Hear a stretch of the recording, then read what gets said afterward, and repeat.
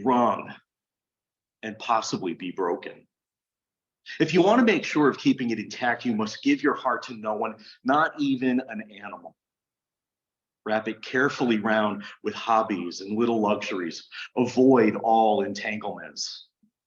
Lock it up safe in the casket or coffin of your selfishness. Casket, safe, dark, motionless, airless. It will change. It will not be broken. It will become unbreakable, impenetrable, irredeemable. The alternative to tragedy, or at least the risk of tragedy, is damnation. The only place outside heaven where you can be perfectly safe from all the dangers and perturbations of love is hell. Oh, it's a lot, isn't it? You know, there are a lot of people who say that hell isn't somewhere else. There isn't an underground inferno that exists as the opposite of eternal joy in heaven. There are people who say hell is right here on earth, that hell is our lives. I don't agree with that at all. I don't agree that heaven or hell is a distinct place, eternal punishment or reward for certain kinds of lives.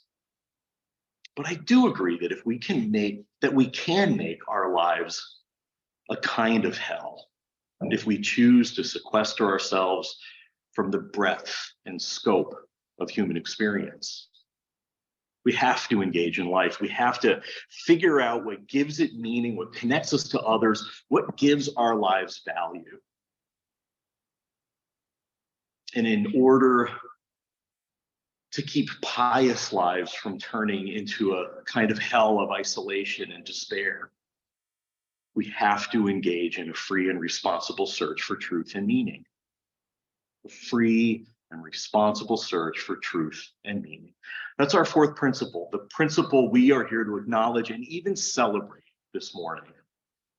And upholding our principles is a big commitment for our little congregation. And so it is for each of us. So let's take a moment now to recite our congregational covenant, the promise we make to each other that we renew each week. Let's rise to do that if you're willing and able. And the words, if you don't know them, are in your order of service. Love is the spirit of this congregation, and service is its prayer. This is our great covenant, to dwell together in peace, to seek the truth in love, and to help one another. Thank you.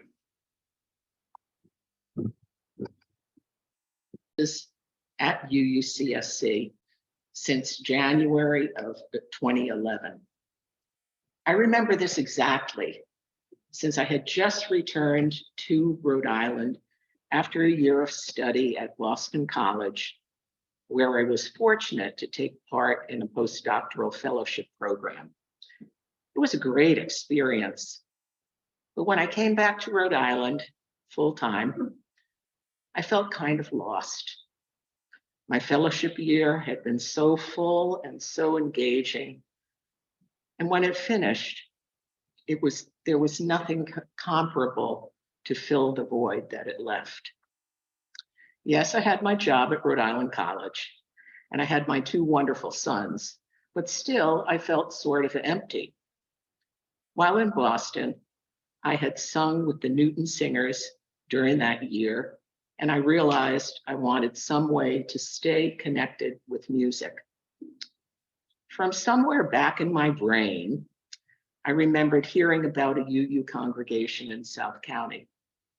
Years back when I lived in Providence, I had sung with the First Unitarian Choir for several years. And so on a Sunday in January, I drove over to Peacedale and managed successfully to locate the right building before the service began. I sat near the back of the sanctuary and listened to Reverend Betty lead the service and to Michael leading the choir. When the service was finished, I spoke with Michael and I showed up the next Thursday for choir practice. I joined as a member of UUCSC the following year. That's how I got here. And I know that all of you have your own unique stories of how you found your way to UUCSC, or how you helped to build this congregation from the ground up. The great thing is, we are here. Now, how can we be sure that we stay here? And what is my part? These are the questions that I ask myself when I think about why I give to UUCSC every year. When I first became a member, my income situation was much more problematic than now. Yet I wanted to become a full member of this congregation, and I understood that pledging what I could each year was really important. You've heard it before. The funds that sustain the UUCSC physically, programmatically, and spiritually come almost completely from our personal annual pledges. Yes, we do have some fundraising events during the year, including the always popular Dining for Dollars Plus, which Trish and Nancy and I have been busy planning. But these events can only do so much. I know that my personal pledge is the most important way that I can do my part financially for this community. And in a real way, my pledge is giving back directly to me, because it helps sustain our beautiful community, a community that has become such a large part of my life. As I thought about this stewardship reflection and what I wanted to say to all of you, this year's bee theme popped into my head. And so did the image of a hive, a beehive, and what a beehive really is. When I think about a beehive, I envision a cohesive, cooperative community like ours, with many very busy individuals, but with everyone working toward the same goals, sustaining the community and making honey. Bees make physical honey. We make spiritual honey, the nectar that feeds our minds, our hearts, and our souls. Like bees, we can't do it alone, but together we can continue to sustain this community and continue to make our own special brand of spiritual honey. Personally, I have chosen to do this in a way that tries every year to increase my pledge, even just a little bit. When times are good, I try to do more. Everyone has their own way of giving, and all ways are important. But I always try to remember that by sharing my pledge every year, I give not only to you, but also to myself. And my hive will continue to thrive. Thank you very much.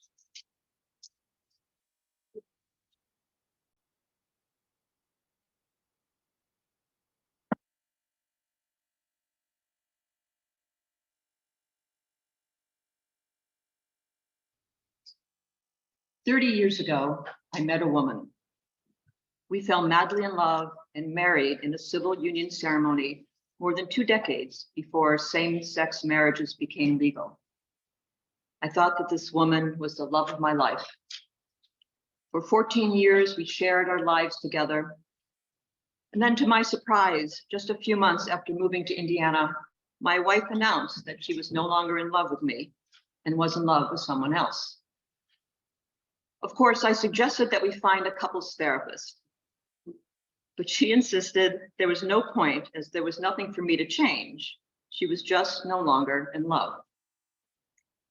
As upset as I was, I took the perspective that if she was no longer in love with me, then so be it. She was no longer in love, and I moved on with my life. Equally unexpectedly, 5 years later, we found our way back to each other. We thought it was a fantastic love story to have gotten back together, the love that was meant to be. We were legally married. And damned if 7 years later, she didn't announce again that she was no longer in love with me and in love with someone else. This time, though, my heart was thoroughly and totally shredded. We divorced. What does it mean when a heart breaks? Twice, I let myself enter into a deep love with the same woman, trusting fully, sharing my heart honestly, vulnerably, intimately. At first, my broken and devastated heart raged. I would never again let myself become that deeply vulnerable to another person. I would never again let myself trust a relationship commitment because I knew to the depths of my being that commitment, such as the traditional marital I do, simply means until I don't. And I raged at myself. How could I have let myself be so naive, so stupid as to have returned to somebody who had already left me once? I felt that I must be really bad to have once again caused her to leave me. My grief felt like sheer devastation.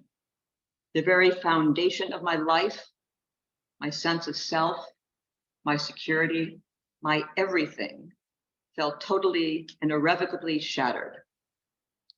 In the midst of this emotional chaos, I was also dealing with the logistics of separating our lives and household again.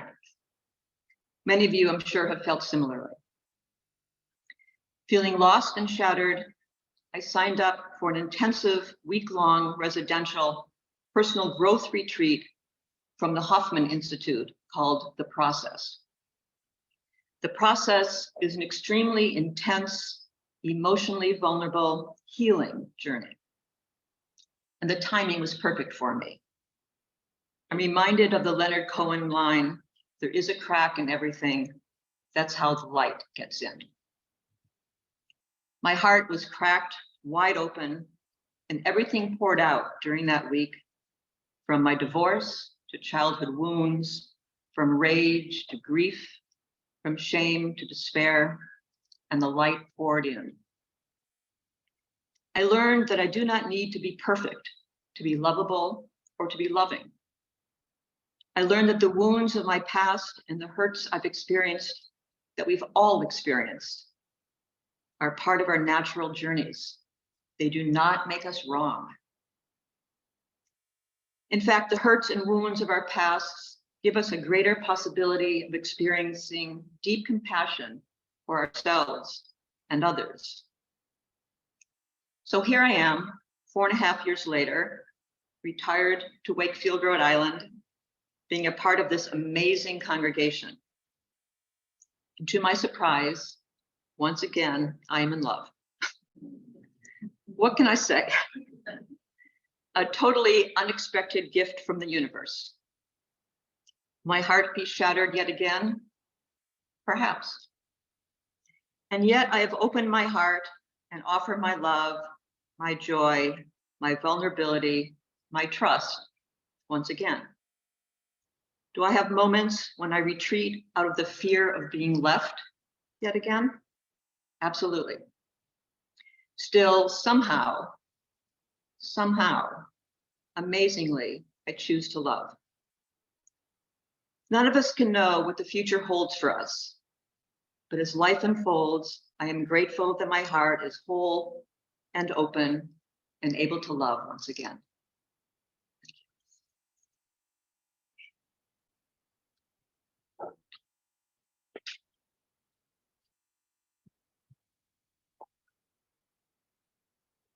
Thank you.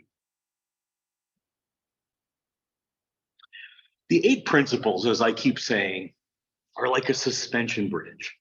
The road from shore to shore is our spiritual journey. And the bridge is made up of 2 towers. The first one is our first principle, the worth and dignity of every person. And the other one is our 7th principle, the interconnected web of all existence. And these two things are connected by a great big cable that goes from shore to shore. It connects the two towers. And that's our 8th principle, dismantling racism and other oppressions. And the thing about that cable, the weight of it, the heaviness of it, the stress of it pulls those towers down so they want to come together. And what keeps all of that together and not collapsing on itself and crushing us on our journey on that roadway is all of the other principles, numbers 2 through 6 in between. They're what creates the dynamic tension that gives the whole structure strength and stability. Now, last week I talked about the second principle, justice, equity, and compassion. And this week, since I'm not going in order, I want to talk about the 4th, the free and responsible search for truth and meaning. You know, the thing is that we're going back and forth on this journey, on this roadway. We're searching just back and forth. We're crossing each other on the way. Sometimes we're riding together. Sometimes we clear the road and we all walk together and enjoy the sunshine. And as we're doing that, good things happen. Bad things happen. On that journey, we search, we get beautiful views. Sometimes it's completely embedded in fog. We get storms. Sometimes we get open roads. Sometimes we get 50-car pileups. That whole search can feel as free as driving a roadster with the top down. But we still have to obey the rules of the road. We have to be responsible for the safety, the very lives of everyone else on that road. So we get the freedom of the road, but we get the responsibility of the road. You know, a lot of UUs will say that in our congregations, you can believe whatever you want. The thing is that you actually can't. You can't espouse the sexual exploitation of children or anti-Semitism or white supremacy. And sure, it's a free world and you're allowed to have those beliefs, but they aren't responsible beliefs. And since they're not responsible beliefs, they're not welcome here. Your beliefs to be part of this community must reflect a sense of responsibility and the lives of other individuals and our interconnectedness. So even though our principles may require our congregations to promote a free and responsible search for truth and meaning, it's not guaranteed that that journey will be safe. There's no guarantee that we'll be free from discomfort along the way. There's no assurance that our hearts won't get broken or that we won't find ourselves angry with each other. There are times when we're going to be challenged to change our ways of being, our ways of thinking, our ways of understanding the world. And there will be people among us who will hold us accountable when we'll fall short. And people out there who threaten our existence simply because they don't like us and what we stand for. In other words, the work that we're doing is sometimes scary and almost always messy. Kind of like this sermon. I got to tell you, this has been a really tough one to put together because it's so many little things. And while Nancy and I were talking about it, it all felt really clear, like, oh, there's this direction, there's this narrative arc, I know just how I'm going to do it. But I'm asking you to take this giant leap with me into all of this messiness. So it's not going to surprise you, but I have an architectural metaphor. 30 years ago, while Nancy was meeting her wife, her ex-wife, I was 25 years old and I lived in a house in Longmeadow, Massachusetts, and it had this big, weird, awkward kitchen that was 18 by 18 feet, which is huge, but it was in the center of the house. And it had an L-shaped staircase in one corner and a chimney on one wall and 5 windows and 8 doors and no wall space. I didn't have much money, so I built this really simple 4-foot by 10-foot island, and I really splurged, and I topped it with the biggest sheet of copper that you can buy. It was kind of amazing. And I held this big party and all my friends and family came.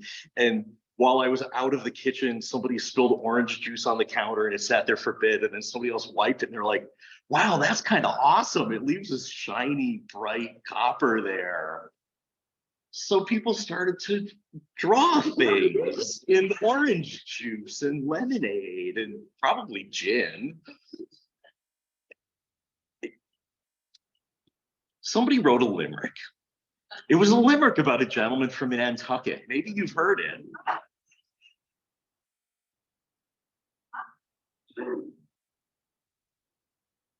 At first I was really, really angry, but then I realized, wow, I could just use more orange juice and just sort of blot out the words that maybe shouldn't be on my counter.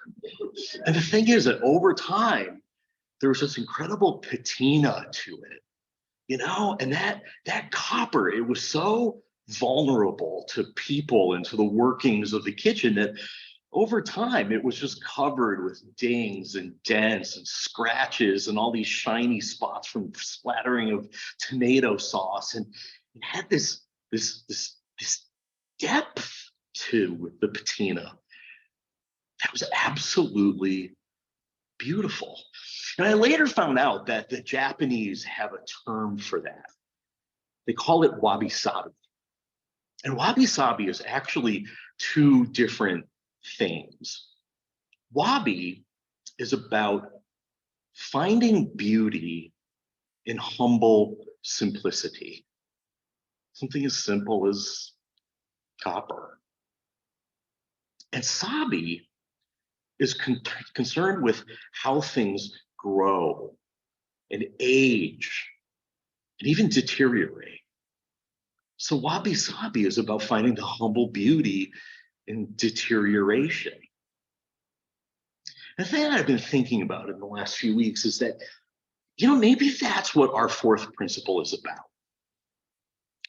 Having the freedom and the responsibility to see the art in the broken, to show up and to be present to each other in such a way that makes us vulnerable so that we can learn those lessons out of the ordinary, everyday things. Not just having the freedom,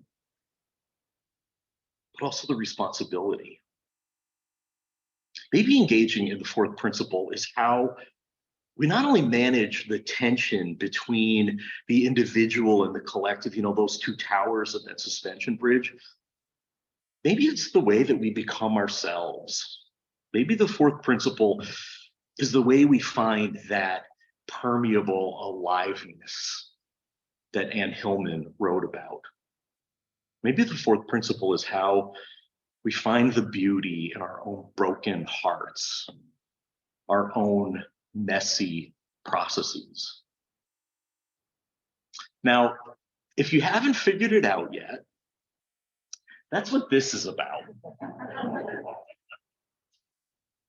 This drop cloth has actually done a pretty fair job of protecting the floors in my current house as I've painted the walls and the woodwork and the cabinets and even some furniture. You can see all of those colors in there. It did a fair job, but not perfect. The thing is, if you look closely, you can see tread marks from my shoes where I stepped in globs and then tracked that onto the wood floor off the cloth. And the cloth also isn't perfect. It's permeable and let some of the paint through. So even as I've removed it sometimes where the worst globs are, like that huge glob of yellow, there was yellow on the floor underneath and I had to clean that up. And one time I had moved a piece of furniture and, it had another drop cloth on top of it. I pulled it on top of that cloth and I went to move the cloth and got this huge rip in it. And when I brought it in on Wednesday and Lee and I were using yarn to do this big sort of Frankenstein stitching of that tear, I got paint on my hands. Some of that yellow was still wet from weeks ago. There's just no guarantee. You know, we can do our best to protect ourselves and the things that matter to us, and the paint still gets through. You know, this drop cloth is proof that when we try to create beauty from messiness, when we try to make order from chaos, we try to make justice from violence, we've got to take a risk, and it doesn't always work. This drop cloth, I hope, in the month that it's here, is a reminder to embrace reality and to just be with it, with whatever comes. So folks in the sanctuary, would you please rise now as you're willing and able to sing our closing hymn, number 318 in the Great Hymnal. We would be